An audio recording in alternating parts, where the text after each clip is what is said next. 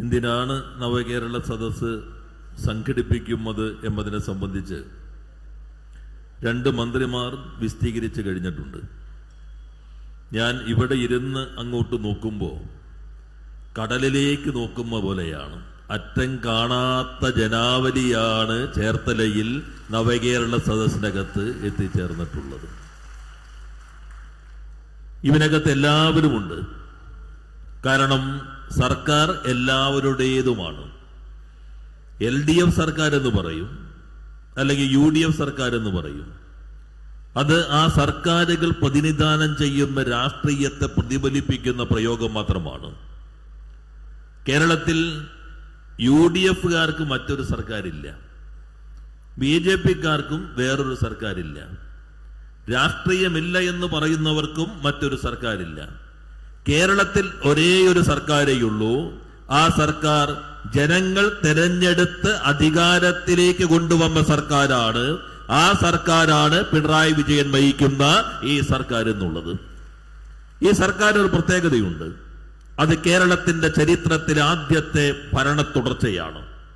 ഒരു മുഖ്യമന്ത്രി കാലാവധി കഴിഞ്ഞ് തെരഞ്ഞെടുപ്പിന് അഭിമുഖീകരിച്ച് തെരഞ്ഞെടുപ്പ് ഫലം വന്നപ്പോ 1ാമത്തെ നമ്പർ കാറിൽ വന്ന് സത്യപ്രതിജ്ഞാവേദിയിലേക്ക് ഇറങ്ങി സത്യപ്രതിജ്ഞ ചെയ്ത് തിരിച്ച് അതേ 1ാം നമ്പർ കാറിൽ കയറി സെക്രട്ടേറിയറ്റിലേക്ക് പോയ ഒരേ ഒരു അനുഭവമേ ആധുനിക കേരളത്തിലുള്ളൂ. ആ മുഖ്യമന്ത്രിയുടെ പേരാണ് പിണറായി വിജയൻ എന്നുള്ളത്. എങ്ങനെയാ ആ തുടർച്ചയുണ്ടായത്? ആ തുടർച്ചയുണ്ടായത് എന്താണോ ജനങ്ങളുടെ മുൻപിൽ പറഞ്ഞത് ആ കാര്യങ്ങൾ പൂർണ്ണമായും നിർവഹിക്കാൻ ശ്രമിച്ചു എന്നുള്ളതാണ്. ചിലർ പറയും കിറ്റ് കൊടുത്തിട്ട് കിട്ടി, അറിയാതെ പറ്റിപ്പോയ എന്നൊക്കെ പറഞ്ഞ് പലരും പ്രചരിപ്പിക്കുന്നുണ്ടല്ലോ. എന്നാൽ ജനങ്ങൾ അത്രമാത്രം ചെറുതായി കാണുന്ന ചെറുതാണ് എന്ന് കരുതരുത്. അവർ എല്ലാ കാര്യങ്ങളും വിശദമായി മനസ്സിലാക്കിക്കൊണ്ട് തന്നെയാണ് നിലപാടുകൾ സ്വീകരിക്കുന്നത്. രാഷ്ട്രീയ നിലപാടുകൾ രൂപം കൊള്ളുന്നത് മഴ പെയ്യുമ്പോൾ പൊട്ടിമുളയ്ക്കുന്ന കൂണ് പോലെയല്ല. രാഷ്ട്രീയ നിലപാടുകൾ രൂപം കൊള്ളുന്നത് ജീവിതാനുഭവങ്ങളുടെ അടിസ്ഥാനത്തിലാണ്. ജീവിതാനുഭവങ്ങൾ മനുഷ്യനെ തിരിച്ചറിവിലേക്ക് എത്തിക്കുന്നു. ആ തിരിച്ചറിവുകൾ രാഷ്ട്രീയ നിലപാടിലേക്ക് വികസിക്കുന്നു. ആ നിലപാട് സമ്മതിദായക അവകാശമായി പ്രയോഗിക്കപ്പെടുന്നു. ആ പ്രയോഗത്തിലാണ് കേരളത്തിന് ഭരണ തുടർച്ചയുണ്ടായത്. ചരിത്രത്തിൽ ആദ്യമായി ഒരു ഗവൺമെന്റ് അധികാരത്തിൽ വന്ന് 1 വർഷം പൂർത്തീകരിക്കുമ്പോൾ ജനങ്ങളുടെ മുൻപിൽ ഒരു പ്രോഗ്രസ് കാർഡ് അവതരിപ്പിച്ചു. സാധാരണ പ്രോഗ്രസ് കാർഡ് എന്ന വാക്ക് നമുക്ക് പരിചിതമാകുന്നത് സ്കൂളിൽ നിന്ന് കുട്ടികൾ പരീക്ഷ കഴിഞ്ഞിട്ട് അതുകൊണ്ട് ഒപ്പിടിക്കാൻ വരുമ്പോഴാണ്. മാർക്ക് കുറഞ്ഞ കുട്ടികളാണെങ്കിൽ ഒന്ന് ചുറ്റിക്കളിക്കും, എപ്പോഴാണ് പറ്റിയ സമയം ഒന്ന് ഒപ്പിടിക്കാനെന്ന് നോക്കി നടക്കും. ഈ ഗവൺമെന്റിന് അങ്ങനെ ഒരു ചുറ്റിക്കളിയുടെ ആവശ്യമില്ലായിരുന്നു. പത്രസമ്മേളനം വിളിച്ചു, ജനങ്ങളുടെ മുൻപിൽ പറഞ്ഞു, പ്രകടന പത്രികയിൽ ഞങ്ങൾ ഇതാ ഇന്ന കാര്യങ്ങൾ പറഞ്ഞു, ആദ്യ വർഷം ഇന്ന കാര്യങ്ങൾ പൂർത്തീകരിച്ചു, ഇത്ര കാര്യങ്ങൾ ഇത്ര ശതമാനം പൂർത്തീകരിച്ചു, ചില കാര്യങ്ങൾ തുടങ്ങാൻ പോകുന്നതേയുള്ളൂ. 2ാമത്തെ വർഷം വീണ്ടും പ്രോഗ്രസ് കാർഡ്, 3ാമത്തെ വർഷം വീണ്ടും പ്രോഗ്രസ് കാർഡ്, 4ാമത്തെ വർഷം വീണ്ടും ജനങ്ങളുടെ മുൻപിൽ പ്രോഗ്രസ് കാർഡ്. 5ാമത് തെരഞ്ഞെടുപ്പിലേക്ക് എത്തുമ്പോൾ മുഖ്യമന്ത്രി ജനങ്ങളോട് പറഞ്ഞു, ഇതാ ഈ പ്രകടന പത്രികയ്ക്കകത്ത് അപൂർവം ചിലതൊഴികെയുള്ള വ്യക്തിയിലേക്ക് എത്തിയത്. ഈ തുടർച്ചയിലേക്ക് എത്തിയ ഈ ഗവൺമെന്റ്, ആ ഗവൺമെന്റ് കഴിഞ്ഞ ഗവൺമെന്റിന്റെ നയങ്ങൾ അതിവേഗത്തിൽ നടപ്പിലാക്കാനാണ് ശ്രമിക്കുന്നത്. അത് ഒരു നവകേരള നിർമ്മിതിയാണ്. ആ നവകേരള നിർമ്മിതി ജനങ്ങളുമായി പങ്കുവയ്ക്കുന്നതിനും ജനങ്ങളുടെ മുൻപിൽ സർക്കാർ അഭിമുഖീകരിക്കുന്ന പ്രശ്നങ്ങൾ തുറന്നു പറയുന്നതിനുമാണ് ജനാധിപത്യത്തിന്റെ ഈ അപൂർവമായ പ്രയോഗത്തിന് നവകേരള സദസ്സിലൂടെ ഈ സർക്കാർ ശ്രമിക്കുന്നത്. ലോകത്തൊരിടത്തും ഇങ്ങനൊരു അനുഭവമില്ല. ഒരു മന്ത്രിസഭ മുഖ്യമന്ത്രിയുടെ നേതൃത്വത്തിൽ 140 മണ്ഡലങ്ങളിലും ഒരു ദിവസത്തിന്റെ ഇടവേള പോലുമില്ലാതെ തുടർച്ചയായി സഞ്ചരിക്കുകയാണ്. രാവിലെ എല്ലാ വിഭാഗം ആളുകളുമായി കാണുന്നു. അതിനകത്ത് കയർ തൊഴിലാളിയുണ്ട്, കശുവണ്ടി തൊഴിലാളി ഉണ്ടാകാം, ട്രാൻസ്ജെൻഡർ ഉണ്ടാകാം, അതുപോലെ SC വിദ്യാർത്ഥിനി ഉണ്ടാകാം, ന്യൂനപക്ഷത്തിൽപ്പെട്ട ആളുണ്ടാകാം, മതപുരോഹിതന്മാർ, സാമുദായിക സംഘടനാ ഭാരവാഹികൾ, അധ്യാപകർ, സാംസ്കാരിക പ്രവർത്തകർ, സംരംഭകർ, സമൂഹത്തിന്റെ പരിച്ഛേദമാകെ വരുന്ന പ്രഭാത യോഗങ്ങൾ. ഉള്ളടക്കത്തിലേക്ക് ഞാൻ പോകുമില്ല. അത് കഴിഞ്ഞാൽ ഇതേപോലെ 4 മണ്ഡലങ്ങളിൽ ഒരു ദിവസം ജനങ്ങളുമായി സംവദിക്കുന്നു. ഞാനിവിടെ ഈ സ്റ്റേജിലിരിക്കുമ്പോൾ ഈ സ്റ്റേജ് ഇങ്ങനെ നോക്കി, മനോഹരമായിട്ടുള്ള ക്രിസ്മസ് ട്രീകൾ ഇരിക്കുകയാണ് ഇവിടെ. ഞങ്ങളുടെ ഓരോരുത്തരുടെയും പേരെഴുതി വെച്ചിട്ടുണ്ട്. വരുമ്പോൾ തരാൻ കരുതി വെച്ചിട്ടുള്ളതാണെന്നാണ് തോന്നുന്നത്. ഇന്ത്യയിൽ എവിടെയെങ്കിലും, കേരളത്തിലല്ലാതെ, ഒരുപക്ഷെ ദക്ഷിണേന്ത്യൻ സംസ്ഥാനങ്ങളിലല്ലാതെ ഇതേപോലെ ക്രിസ്മസ് ട്രീ പരസ്യമായി വയ്ക്കാൻ കഴിയുന്നൊരു സാഹചര്യം ഇന്ന് നിലനിൽക്കുന്നുണ്ടോ? അങ്ങനെ നിലനിൽക്കുന്ന ഏക സ്ഥലത്തിന്റെ പേരാണ് ഇന്ത്യയിൽ കേരളം എന്നുള്ളത്. നമ്മുടെ കൃഷിമന്ത്രി അദ്ദേഹത്തിന്റെ ഭാവനയിൽ വിരിയിച്ചെടുത്ത ഒരു ആശയത്തിന്റെ പ്രയോഗമാണ് ഈ ക്രിസ്മസ് ട്രീ. എല്ലായിടത്തും നടത്തിയിട്ടുണ്ട്. വേറെ ഏതെങ്കിലും സംസ്ഥാനത്തായിരുന്നെങ്കിൽ നട്ടു വളർത്തിയ സ്ഥലത്ത് പിന്നെ ജീവിതത്തിൽ ഒരിക്കലും ഒരു പുൽക്കൊടി പോലും മുളയ്ക്കാൻ പറ്റാത്ത പരുവത്തിലേക്ക് മാറ്റി തീർക്കാവുന്ന ശക്തികളാണ് ഇന്ന് രാജ്യത്തിന്റെ രാഷ്ട്രീയ അധികാരത്തിലിരിക്കുന്നതെന്ന് കാണണം. അപ്പൊ നിങ്ങൾ പറയും, നേരത്തെ പറഞ്ഞല്ലോ സർക്കാർ ഒന്നേയുള്ളൂ, നിങ്ങളിപ്പോ രാഷ്ട്രീയം പറയുന്നുണ്ടോ? മുഖ്യമന്ത്രി നവകേരള സദസ്സിനകത്ത് രാഷ്ട്രീയം പറയുന്നുണ്ടോ? നിങ്ങളും രാഷ്ട്രീയം പറയുമില്ലേ? ഉവ്വ്. ഞങ്ങൾ പറയുന്നത് കക്ഷിയുടെ രാഷ്ട്രീയമല്ല, ഞങ്ങൾ പറയുന്നത് ഏതെങ്കിലും പാർട്ടിയുടെ രാഷ്ട്രീയമല്ല. സർക്കാർ ഒരു അരാഷ്ട്രീയ ഉപകരണമല്ല, സർക്കാർ ഒരു രാഷ്ട്രീയ സംവിധാനമാണ്. സർക്കാരിന് രാഷ്ട്രീയ നിലപാടുണ്ട്. ആ നിലപാട് മതനിരപേക്ഷതയുടെ നിലപാടാണ്. ഏതു മതത്തിൽപ്പെട്ടവർക്കും അവരവരുടെ വിശ്വാസങ്ങൾക്കും ആചാരങ്ങൾക്കും അനുഷ്ഠാനങ്ങൾക്കും അനുസൃതമായി സ്വതന്ത്രമായി നിർഭയമായി ജീവിക്കാൻ കഴിയുന്ന ഒരു ഇടം കേരളമാണ് എന്ന് പ്രഖ്യാപിക്കുന്ന രാഷ്ട്രീയം ഈ ഗവൺമെന്റ് ഉയർത്തിപ്പിടിക്കുന്നു. എപ്പോഴൊക്കെയാണോ ഇന്ത്യയുടെ ഭരണഘടനയുടെ അടിസ്ഥാന ശിലയായ മതനിരപേക്ഷതയ്ക്ക് മേലെ കിടന്നാക്രമണം വരുന്നത്, അപ്പോഴെല്ലാം കേരളം ഭരണഘടനയെ ഉയർത്തിപ്പിടിച്ച് മതനിരപേക്ഷ നിലപാടുകൾ ഉയർത്തിപ്പിടിക്കുന്ന തങ്ങളുടെ നിലപാട് ഉച്ചസ്ഥരം ആരെയും ഭയപ്പെടാതെ സ്ഥായിയായി പ്രകടിപ്പിച്ചുകൊണ്ടേയിരിക്കുന്നു. ഇവിടെ ശ്രീ ആന്റണി രാജു പറഞ്ഞില്ലേ, മണിപ്പൂരിന്റെ അനുഭവം വംശഹത്യയുടേതായിരുന്നു. നേരത്തെ ഗുജറാത്തിന്റെ അനുഭവം അതൊരു വംശഹത്യയുടേതായിരുന്നു. മണിപ്പൂർ മറ്റൊരു വംശഹത്യയുടേതാണ്. ആ വംശഹത്യ മണിപ്പൂരിൽ നടക്കുമ്പോൾ ഈ സർക്കാരിന് രാഷ്ട്രീയമുണ്ട്.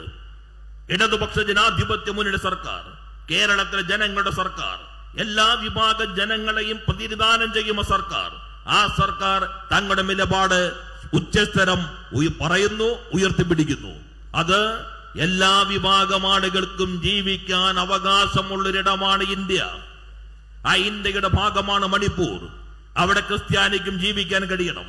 അവരുടെ ആരാധനാലയങ്ങൾ സംരക്ഷിക്കപ്പെടണം. അതിനെതിരെയുള്ള ആക്രമണം ഒരു വിഭാഗത്തിന് മേലെയുള്ള ആക്രമണം മാത്രമായി ഞങ്ങൾ ചുരുക്കി കാണുമില്ല. അത് ഭരണഘടനയ്ക്ക് മേലെയുള്ള ആക്രമണമാണ്. അത് മതനിരപേക്ഷതയ്ക്ക് മേലെയുള്ള ആക്രമണമാണ്. അത് ഈ രാജ്യത്തിന്റെ പൈതൃകം ഉയർത്തിപ്പിടിക്കുന്ന എല്ലാ മാനവികമായിട്ടുള്ള കാഴ്ചപ്പാടുകൾക്കും എതിരെയുള്ള ആക്രമണമാണ്. ആ ആക്രമണത്തിനെതിരെയുള്ള രാഷ്ട്രീയം ഈ ഗവൺമെന്റ് ഉയർത്തിപ്പിടിക്കുന്നു. അത് ഞങ്ങളുടെ രാഷ്ട്രീയമാണ്. ഇന്ത്യയിൽ പൗരത്വത്തിന് മതം അടിസ്ഥാനമാക്കുമ്പോൾ ഈ ഗവൺമെന്റ് രാഷ്ട്രീയമുണ്ട്. ഞങ്ങൾ ഇന്ത്യൻ ഭരണഘടനയുടെ സത്തയെ ഉയർത്തിപ്പിടിക്കുന്നു. ഇന്ത്യൻ ഭരണഘടനയുടെ 5-ാമത്തെ ആർട്ടിക്കിൾ, ഇന്ത്യയിൽ പിറന്നു വീഴുന്നവൻ ഇന്ത്യയുടെ പൗരനാണ്. ചില ചുരുക്കലുകളുണ്ടായി. രാജീവ് ഗാന്ധിയുടെ കാലഘട്ടത്തിൽ പറഞ്ഞു മാതാപിതാക്കളിൽ ഒരാൾ ഇന്ത്യക്കാരനായിരിക്കണം. വാജ്പേയിയുടെ കാലഘട്ടത്തിൽ ഒന്നുകൂടി ചുരുക്കി, മറ്റൊരാൾ അനധികൃത കുടിയേറ്റക്കാരനാകരുത്. അപ്പോഴും മതമടയാളമായില്ല, മതം മാനദണ്ഡമായില്ല. പൗരത്വത്തിന് എപ്പോഴാണോ മതം മാനദണ്ഡമാക്കാൻ ശ്രമിക്കുന്നത്, അതോടുകൂടി മതനിരപേക്ഷ രാഷ്ട്രം മതരാഷ്ട്രത്തിലേക്കുള്ള പ്രയാണം ആരംഭിക്കുന്നു. മതനിരപേക്ഷതയിൽ നിന്ന് മതരാഷ്ട്രത്തിലേക്കുള്ള പ്രയാണം എന്നുള്ളത് ജനാധിപത്യത്തിൽ നിന്ന് ഏകാധിപത്യത്തിലേക്കുള്ള യാത്രയാണ്. അവിടെ ഈ ഗവൺമെന്റ് രാഷ്ട്രീയമുണ്ട്. ആ രാഷ്ട്രീയം മതനിരപേക്ഷതയുടെ രാഷ്ട്രീയമാണ്. അത് ഞങ്ങളിവിടെ പങ്കുവയ്ക്കുന്നു. ഞങ്ങൾ ഭരണഘടനയുടെ അടിസ്ഥാന ശില ഫെഡറലിസത്തെ ഉയർത്തിപ്പിടിക്കുന്നു. നമ്മുടെ സംസ്ഥാനത്തിന്റെ അവകാശങ്ങൾക്ക് വെടിവില കൊള്ളുന്നു. ഇവിടെ പറഞ്ഞല്ലോ, ചില കാര്യങ്ങൾ സൂചിപ്പിച്ചു, ഞാൻ ആവർത്തിക്കുമില്ല. വല്ലാത്ത സാമ്പത്തിക ആക്രമണം കേരളത്തിന് വരുന്നു. നമുക്ക് ഒരു വർഷം ലഭിക്കേണ്ട നികുതി ഇനങ്ങളിൽ 57,603 കോടി രൂപ നിഷേധിച്ചിരിക്കുന്നു. ഒരു വർഷം കിട്ടേണ്ട 57,603 കോടി രൂപ. എങ്ങനെ നമ്മൾ രണ്ടറ്റവും കൂട്ടിമുട്ടിക്കും? സംസ്ഥാനത്തിന്റെ വരുമാനം കൂടി, സംസ്ഥാനത്തിന്റെ നികുതി പിരിവ് കൂടി, നമ്മുടെ സമ്പദ്ഘടന അതിവേഗത്തിൽ വളരുന്നു.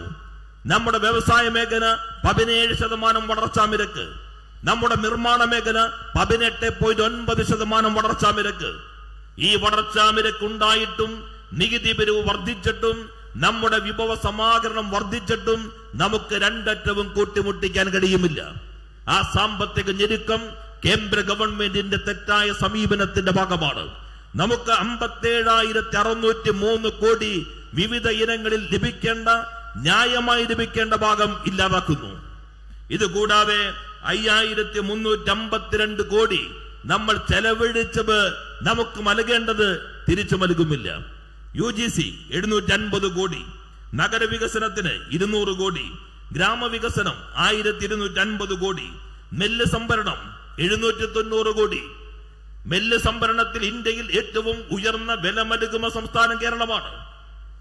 അങ്ങനെ നമ്മൾ നൽകുന്നത് യൂണിയൻ ഗവൺമെന്റ് കൃത്യസമയത്ത് നൽകാത്തത് കൊണ്ട് അവര് നൽകണമെങ്കിൽ നമ്മൾ സംഭരിക്കുമ്പോൾ നെല്ല് കുത്തി അരിയാക്കി റേഷൻ കടയിൽ എത്തിയതിന്റെ റെസീറ്റ് കൊടുത്താൽ മാത്രമാണ് കേന്ദ്ര ഗവൺമെന്റ് പണം നൽകുള്ളൂ. കർഷകരോട് അതുവരെ കാത്തിരിക്കാൻ പറയാൻ പറ്റില്ല. അതുകൊണ്ടാണ് നമ്മൾ വായ്പ എടുത്തുകൊണ്ട് പണം നൽകുന്നത്.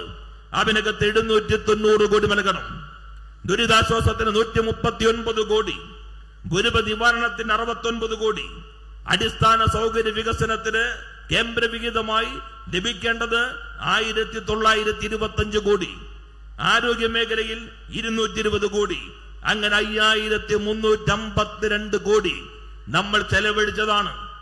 കേന്ദ്ര വിഹിതം ഉറപ്പുള്ളത് ലഭിക്കുമെന്ന് കരുതി നമ്മൾ ചെലവഴിച്ചത് 5,352 കോടി. വിവിധ ഇനങ്ങളിൽ നമുക്ക് ലഭിക്കേണ്ടത് 57,603 കോടി. ഫലത്തിൽ 60,000 കോടി രൂപയിലധികം ഒരു വർഷം സംസ്ഥാനത്തിന് ലഭിക്കേണ്ടത് പെട്ടെന്നില്ലാതായി. അപ്പൊ ചിലര് പറയുന്നുണ്ട്, എന്തിനാ കേന്ദ്രം ഇത് നൽകേണ്ടത്? ഞങ്ങൾ ചോദിക്കുന്നത് ദാനമല്ല, ഞങ്ങൾ ചോദിക്കുന്നത് ഔദാര്യമല്ല. ഞങ്ങൾ എന്ന് പറഞ്ഞാൽ ഗവൺമെന്റ് മാത്രമല്ല, ഞങ്ങൾ എന്ന് പറഞ്ഞാൽ ഇടതുപക്ഷം മാത്രമല്ല, ഞങ്ങൾ എന്ന് പറഞ്ഞാൽ കേരളമാണ്.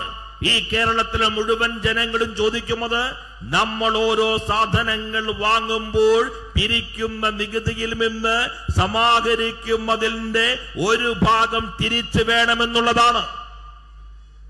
ഈ പണം കേന്ദ്ര ഗവൺമെന്റ് അച്ചടിക്ക് നൽകുന്ന പണമല്ല.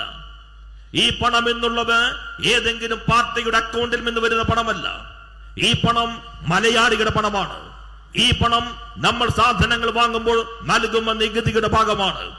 നമുക്ക് ആകെ പിരിക്കുന്ന നികുതി 100 രൂപയാണെങ്കിൽ, കേന്ദ്രം ഇന്ത്യയിൽ നിന്ന് ആകെ പിരിക്കുന്ന നികുതി 100 രൂപയാണെങ്കിൽ അതിന്റെ 41% സംസ്ഥാനങ്ങൾക്ക് തിരിച്ചു നൽകണം. അത് ചുരുങ്ങിക്കൊണ്ടിരിക്കുന്നു, അത് വല്ലാതെ ചുരുങ്ങിക്കൊണ്ടിരിക്കുന്നു. അതിൽ കേരളത്തിന് ലഭിക്കുന്നത് 1.9% മാത്രമാണ്. എന്നാൽ UP, ബീഹാർ 17.9%. കേരളത്തെക്കാൾ ജനസംഖ്യ കുറവ് ആസാം 3.2%. കേരളത്തോളം ഏകദേശം ജനസംഖ്യയുള്ള ഒറീസ 4.56%. കേരളം 1.9%. എന്തിന്റെ അടിസ്ഥാനത്തിൽ ഈ വിവേചനം? നിങ്ങൾ പറയുന്നു കേരളം ജനസംഖ്യ നിയന്ത്രിച്ചു, അതുകൊണ്ട് നിങ്ങൾക്ക് സഹായം കുറയ്ക്കണം. നിങ്ങൾ വിദ്യാഭ്യാസ മേഖലയിൽ പുരോഗതി കൈവരിച്ചു, അതുകൊണ്ട് നിങ്ങൾക്ക് വിദ്യാഭ്യാസ മേഖലയുടെ ഗ്രാന്റ് വേണ്ട. നിങ്ങൾ ആരോഗ്യ മേഖലയിൽ മികവ് കൈവരിച്ചു, നിങ്ങൾക്ക് ഇനി ആ ഗണത്തിനകത്ത് പണം വേണ്ട. വെട്ടിച്ചുരുക്കലുകൾ 57,603 കോടി രൂപ. ഇതാണ് കേരളത്തിനെതിരെയുള്ള സാമ്പത്തികമായ കടന്നാക്രമണം. ആ കടന്നാക്രമണം ഞങ്ങളെ മാത്രം ബാധിക്കുന്നതല്ല. ഈ പണം കിട്ടിയിരുന്നുവെങ്കിൽ ലൈഫ് പദ്ധതിയിൽ എല്ലാവർക്കും ഇതിനകം തന്നെ വീട് നൽകാൻ കഴിയുമായിരുന്നു. ചിലത് പറയില്ലോ, ലൈഫ് എന്ന് പറഞ്ഞാൽ കേന്ദ്ര പദ്ധതി. എത്രയാ കേന്ദ്രം നൽകുന്ന പണം എന്നുള്ളത്? നമ്മൾ ഒരു വീടിന് 4 ലക്ഷം രൂപ നൽകും. ഒരു വീടിന് 4 ലക്ഷം രൂപ നൽകുമ്പോ ST വിഭാഗം കാടുകൾക്കകത്തൊക്കെ സാധനങ്ങൾ കൊണ്ടുപോകാൻ ബുദ്ധിമുട്ടുള്ളത് കൊണ്ട് അവിടെ 6 ലക്ഷം രൂപ നൽകും. കേന്ദ്ര വിഹിതം എത്ര? കേന്ദ്രം പഞ്ചായത്തിൽ PMAY വഴി നൽകുന്നത് 72,000 രൂപ. എത്ര വീടുകൾക്ക്? 32,171 വീടുകൾക്ക് 72,000 രൂപ. നഗരങ്ങളിൽ 1.5 ലക്ഷം രൂപ. 79,860 വീടുകൾക്ക്. നമ്മൾ ഇതുവരെ നൽകിയത്, നിർമ്മാണം പൂർത്തീകരിച്ച് കൈമാറിയത് 3,56,108 വീടുകൾ. അപ്പൊ കേന്ദ്രം പറയുന്നു ഈ വീടുകളിലെല്ലാം എഴുതി വയ്ക്കണം PMAY. ആ വീടുകളിൽ നിങ്ങൾ പ്രധാനമന്ത്രിയുടെ പടം വയ്ക്കണം. ഇപ്പൊ ചേർത്തല മണ്ഡലത്തിൽ, പഞ്ചായത്തുകളിൽ, ചേർത്തല മുനിസിപ്പാലിറ്റിയിൽ എല്ലാ ലൈഫ് വീടും നിങ്ങൾ നോക്കിക്കോളൂ. പാല് കാച്ചുമ്പോൾ ചിലപ്പോൾ ലൈഫിന്റെ വീടാണ് എന്നറിയാമെന്നല്ലാതെ ആ ലൈഫ് പദ്ധതിയിൽപ്പെട്ട വീടാണെന്ന് പറയുന്ന ഏതെങ്കിലും ഒരു അടയാളം ആ വീടിനകത്ത് വച്ചിട്ടുണ്ടോ? ഈ 3,56,000 വീടുകളിൽ ഇതാ ഇരിക്കട്ടെ പിണറായി വിജയൻ എന്ന മുഖ്യമന്ത്രിയുടെ പടം തീരുമാനിച്ചിട്ടുണ്ടോ? അപ്പൊ നിങ്ങൾ പറയുന്നു നിങ്ങൾ നൽകുന്ന 72,000 രൂപയ്ക്ക് അവിടെ PMAY വയ്ക്കണം, പ്രധാനമന്ത്രിയുടെ പടം വയ്ക്കണം. ഞങ്ങൾ പറയുന്നു കേരളത്തിൽ അത് നടപ്പില്ല. അത് നിങ്ങളുടെ പടത്തോടുള്ള വിയോജിപ്പ് കൊണ്ടല്ല, നിങ്ങളുടെ പദ്ധതിയോടുള്ള വിയോജിപ്പ് കൊണ്ടല്ല. ഞങ്ങൾ എന്തുകൊണ്ട് വയ്ക്കുമില്ല? ആ വീട്ടിൽ ലൈഫ് വഴി കിട്ടുന്ന വീട് അത് ഗവൺമെന്റ് നൽകുന്ന പണമാണ്. ഗവൺമെന്റ് നൽകുന്ന പണം ഞങ്ങളുടെ ആരുടെയും പോക്കറ്റിൽ നിന്ന് വരുന്ന പണമല്ല. ഗവൺമെന്റ് നൽകുന്ന പണം ജനങ്ങളുടെ പണമാണ്. ജനങ്ങളുടെ പണം വെച്ച് ഒരു വീട് നൽകുന്നു. ആ വീട് പൗരന്റെ അവകാശമാണ്, ഔദാര്യമല്ല, ദാനമല്ല. നിങ്ങളൊരു അടയാളം വെക്കുമ്പോൾ ആ കുട്ടികൾ, സ്കൂളിൽ പഠിക്കുന്ന കുട്ടികൾ, അല്ലെങ്കിൽ പ്രായമായ ആളുകൾ ആ താമസിക്കുന്ന വീട് ഇതാ ദാനം കിട്ടിയ വീട് എന്ന് അടയാളപ്പെടുത്തുമ്പോൾ ആത്മാഭിമാനത്തെ ചോദ്യം ചെയ്യും. കേരളം പറയുന്നു മലയാളിയുടെ ആത്മാഭിമാനത്തെ ചോദ്യം ചെയ്യുന്ന ഒരടയാളവും ലൈഫ് വീടുകളിൽ വയ്ക്കാൻ ഞങ്ങൾ അനുവദിക്കേയില്ല. ഇപ്പൊ നമ്മുടെ പ്രൈമറി ഹെൽത്ത് സെന്ററുകൾ ഇവിടെ പറഞ്ഞല്ലോ, താലൂക്ക് ആശുപത്രി, ജില്ലാശുപത്രി, മെഡിക്കൽ, ജനറൽ ആശുപത്രി, മെഡിക്കൽ കോളേജ്, ഇന്ത്യക്ക് ഏറ്റവും മാതൃകാപരം. ഇപ്പൊ ഞങ്ങൾ 11ാമത്തെ ജില്ലയിലേക്ക് 12, ഇനിയിപ്പോ പത്തനംതിട്ട, കൊല്ലം, തിരുവനന്തപുരം 3 ജില്ലകൾ കൂടിയേ ബാക്കിയുള്ളൂ. ആലപ്പുഴയിലേക്ക് കയറി 11ാമത്തെ ജില്ലയാണ്. കോട്ടയം ജില്ലയിലേക്ക് കയറിയില്ലേ? ഇന്ത്യയിൽ ആദ്യമായി ഒരു സംസ്ഥാന മെഡിക്കൽ കോളേജിൽ കരൾ മാറ്റിവെക്കപ്പെട്ടു. ഇന്ത്യയിൽ ആദ്യമായി കരൾ മാറ്റിവെക്കാൻ സൗകര്യമുള്ള ഒരു മെഡിക്കൽ കോളേജ് വിജയകരമായി അത് നിർവഹിച്ചത് ആ മെഡിക്കൽ കോളേജ് ഉള്ള സംസ്ഥാനത്തിന്റെ പേരാണ് കേരളം. ഇന്ത്യയിലല്ലാതെ ഒരിടത്തും നിങ്ങൾക്ക് ഒരു മെഡിക്കൽ കോളേജിലും അവയവം മാറ്റിവെക്കാൻ പറ്റില്ല. എയിംസിൽ പറ്റും, സംസ്ഥാന ഉടമസ്ഥതയിലുള്ളിൽ പറ്റില്ല. ഇപ്പൊ ഞങ്ങൾ കോഴിക്കോട് അവയവം മാറ്റിവെക്കുന്നതിന് വേണ്ടി മാത്രം ഏറ്റവും അത്യാധുനികമായ ഒരു ഇൻസ്റ്റിറ്റ്യൂട്ട് സ്ഥാപിക്കുന്നു. ഒരു കരള് മാറ്റിവെക്കണമെങ്കിൽ സ്വകാര്യ ആശുപത്രിയിലേക്ക് പോയി കഴിഞ്ഞാൽ 50, 60, 70 ലക്ഷമൊക്കെയാണ്. ചിലർ അതോടുകൂടി തന്നെ ജീവിതം മതിയെന്ന് തീരുമാനം. ആരോഗ്യ കേന്ദ്രം ആരാ കെട്ടിടം പണിതത്? സംസ്ഥാന ഗവൺമെന്റ്. ആരവിടെ ലാബറട്ടറി സൗകര്യങ്ങളെല്ലാം ഒരുക്കിയത്? അത് സംസ്ഥാന ഗവൺമെന്റ്. ആരവിടെ ഡോക്ടറെ വെച്ചത്? അത് സംസ്ഥാന ഗവൺമെന്റ്. ആര് നേഴ്സുമാരെ വയ്ക്കുന്നത്? അത് സംസ്ഥാന ഗവൺമെന്റ്. ആരവിടെ സൗകര്യങ്ങളെല്ലാം ഒരുക്കുന്നത്? സംസ്ഥാന ഗവൺമെന്റ്. ഒരു 3 ലക്ഷം 4 ലക്ഷം ആ കൂട്ടത്തിൽ ആര് നൽകുന്നു? അത് കേന്ദ്ര ഗവൺമെന്റ്. 3 ലക്ഷവും 4 ലക്ഷവും നൽകുന്നവർ പറയുകയാണ് ഇനി മുതൽ അതെല്ലാം തന്നെ പേര് മാറ്റിക്കൊള്ളണം, ഹിന്ദി പേരിടണം. കേരളം പറയുന്നു അതും കേരളത്തിൽ നടപ്പാകില്ല. ഈ കേരളം ലോകത്തിന്റെ മുൻപിൽ ശിരസ് ഉയർത്തി നിൽക്കുന്ന സംസ്ഥാനമാണ്. ആ കേരള മാതൃകയാണ് ഞങ്ങൾ ശക്തിപ്പെടുത്തി മുന്നോട്ട് കൊണ്ടുപോകാൻ ശ്രമിക്കുന്നത്. കേന്ദ്രം ഈ സമീപനം സ്വീകരിക്കുന്നു. നമ്മളപ്പോൾ കടം വാങ്ങിക്കാൻ തീരുമാനിച്ചാൽ കിഫ്ബി, ഇവിടെ ഇപ്പോ ശ്രീ ആന്റണി രാജു അവസാനം വായിച്ച കുറെ കണക്കുകളില്ലേ? ചേർത്തലയുടെ വികസന പദ്ധതിയുടെ തിളക്കമാർന്ന അനുഭവങ്ങളിലൂടെ വായിച്ചില്ലേ? ആ പണം എവിടെ നിന്ന് വരുന്നു? കിഫ്ബിയിൽ നിന്നാണ്. ദേശീയപാതയെ കുറിച്ച് ഇവിടെ പറഞ്ഞില്ലേ? വേണ്ട എന്ന് വെച്ച പദ്ധതി ഇന്ത്യയിലെ എല്ലാ സംസ്ഥാനങ്ങളിലും ദേശീയപാത നിർമ്മിക്കുമ്പോൾ സ്ഥലം ഏറ്റെടുക്കാനുള്ള പണം പൂർണ്ണമായും ചെലവഴിക്കുന്നത് കേന്ദ്ര സർക്കാർ. കേരളത്തോട് പറഞ്ഞു നിങ്ങളുടെ നാട്ടിൽ ദേശീയപാത മുടങ്ങി.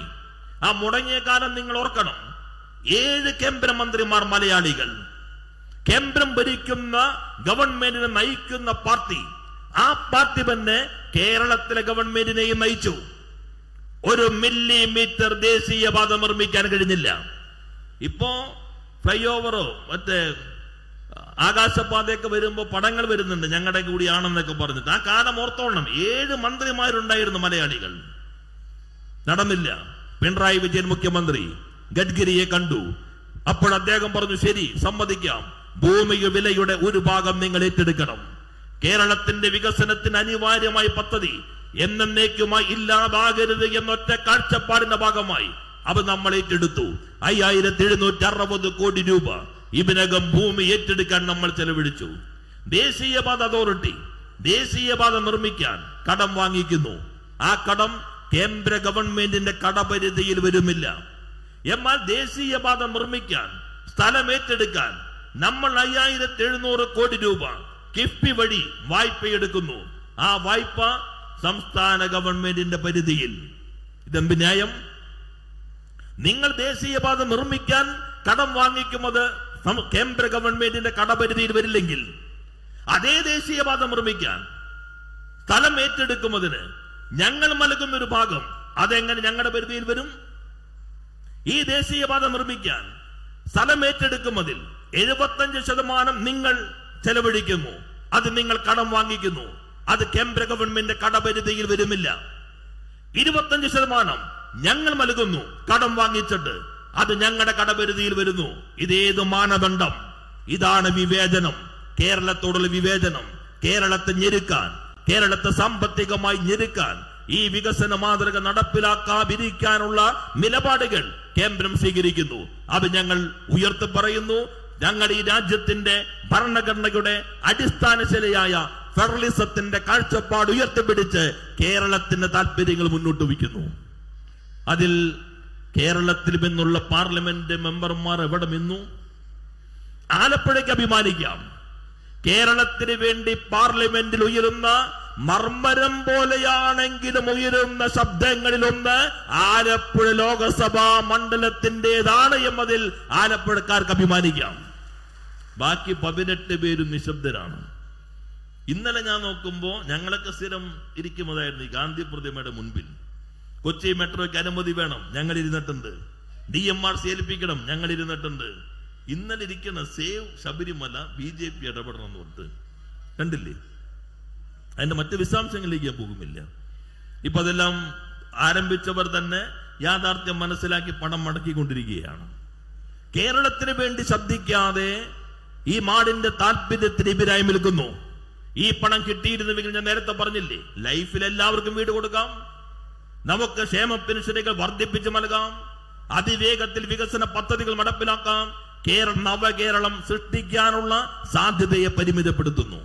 നവകേരളം കേരളമാർജിതമായ നേട്ടങ്ങൾ ശക്തിപ്പെടുത്തി നമ്മുടെ കുറവുകൾ കണ്ടെത്തി പരിഹരിച്ച് മുന്നോട്ട് പോയി ഒരു വൈജ്ഞാനിക സമൂഹ സൃഷ്ടിയാണ്. നവകേരളം വിജ്ഞാന അധിഷ്ഠിതമായ സമ്പദ്ഘടനയുടേതാണ്. നവകേരളം വിജ്ഞാന അധിഷ്ഠിത വ്യവസായങ്ങളുടേതാണ്. നവകേരളം അതിദരിദ്രരില്ലാത്തതാണ് നവകേരളം. ഞങ്ങളുടെ ആദ്യത്തെ മന്ത്രിസഭാ യോഗം, ആ മന്ത്രിസഭാ യോഗത്തിന്റെ ആദ്യത്തെ അജണ്ട കേരളം അതിദരിദ്രരില്ലാത്ത സംസ്ഥാനമായിരിക്കണം. അന്ന് 1000-7 പേർ കേരളത്തിൽ ദരിദ്രർ, ഇപ്പോൾ 1000-5 പേർ കേരളത്തിൽ ദരിദ്രർ. ആ ദാരിദ്ര്യം നമുക്ക് ഇല്ലാതാക്കാൻ കഴിയണം. എങ്ങനെ കഴിയും? അതിന് ഓരോ കുടുംബത്തെ സംബന്ധിച്ച മൈക്രോ പ്ലാൻ വേണം. എങ്ങനെയാണ് ആ കുടുംബം അതിദരിദ്രാവസ്ഥയിലേക്ക് എത്തിയത്? ആ കുടുംബത്തെ ശാശ്വതമായി അതിദരിദ്രാവസ്ഥയിൽ നിന്ന് എങ്ങനെ മാറ്റാൻ കഴിയും? ആ പദ്ധതി നടപ്പിലാക്കി 2025 കേരളപ്പിറവി നവംബർ 1 ഇന്ത്യയിൽ അതിദരിദ്രരില്ലാത്ത ആദ്യത്തെ സംസ്ഥാനമായി കേരളം മാറാൻ പോവുകയാണ്. അതാണ് നവകേരളത്തിന്റെ ഒരു ഭാഗം.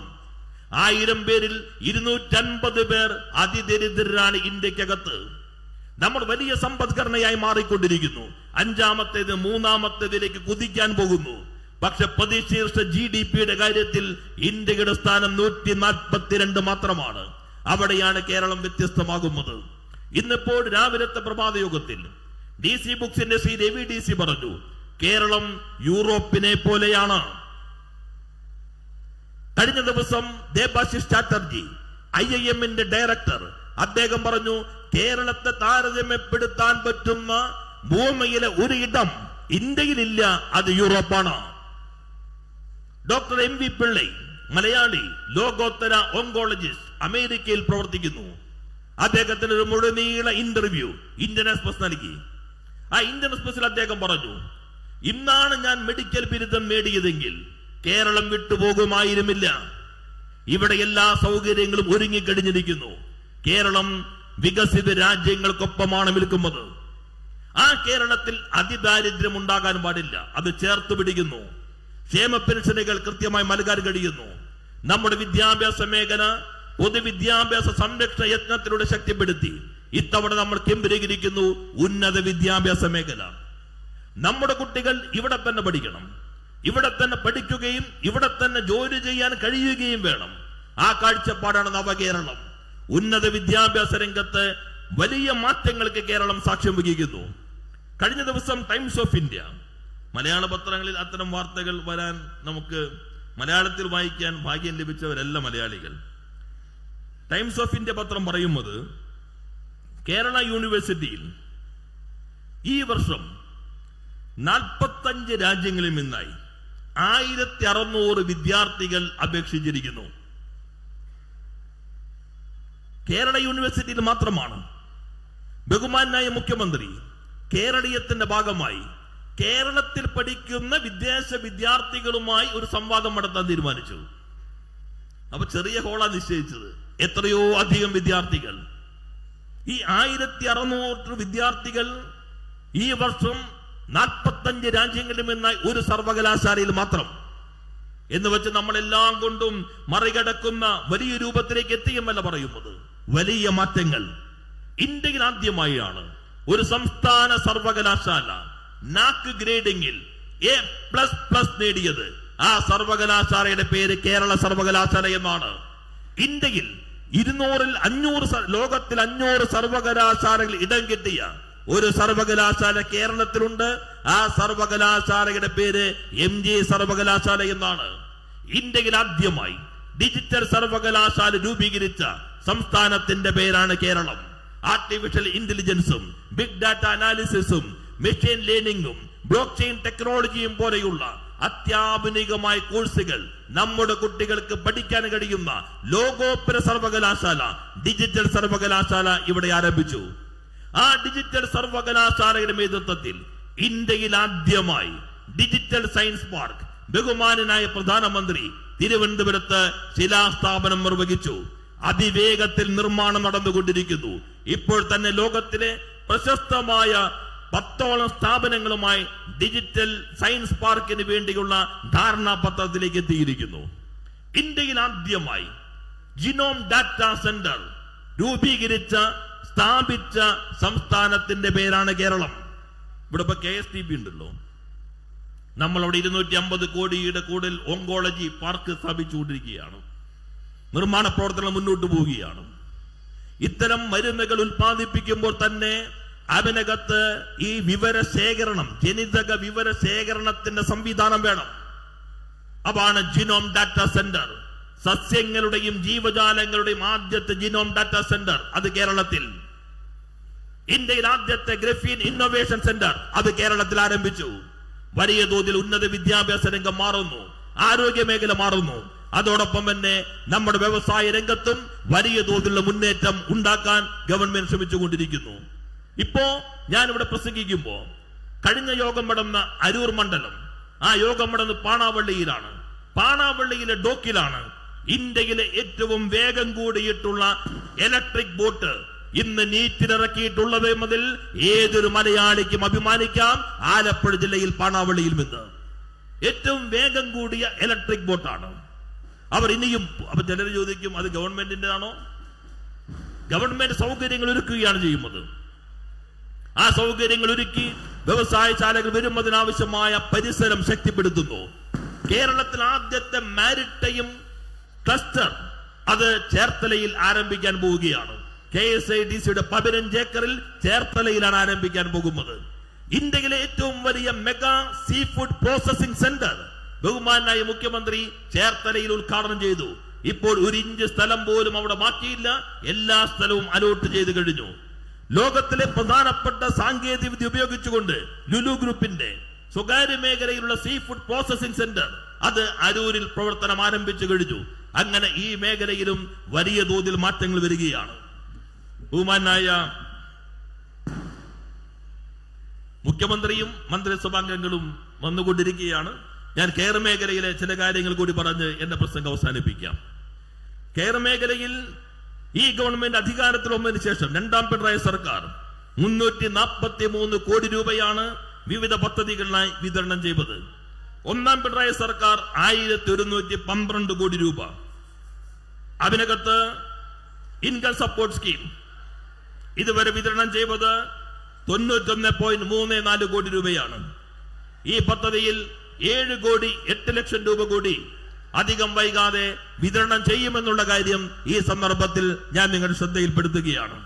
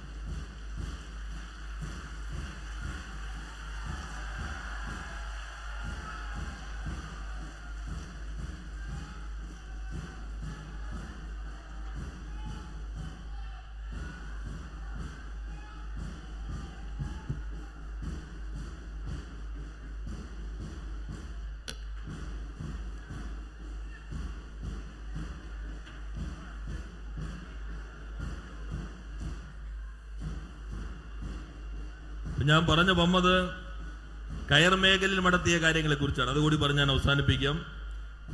കയർ ഭൂവസ്ത്രം കഴിഞ്ഞ ഗവൺമെന്റ് സന്ദർഭത്തിലാണ് ഈ പദ്ധതി കയറിന് പുതിയ വിപണി കണ്ടെത്തുന്നതിന് വേണ്ടി കയർ ഭൂവസ്ത്രം എന്ന കാഴ്ചപ്പാട് നന്നായി നടപ്പിലാക്കാൻ ശ്രമിച്ചത്. അങ്ങനെ 2016-21 5 വർഷം 98.29 കോടി രൂപയുടെ കയർ ഭൂവസ്ത്രമാണ് വിതരണം ചെയ്തത്. എന്നാൽ ഈ 2.5 വർഷം കൊണ്ട് 115 കോടി 70 ലക്ഷം രൂപയുടെ കയർ ഭൂവസ്ത്രം നമുക്ക് വിതരണം ചെയ്യാൻ.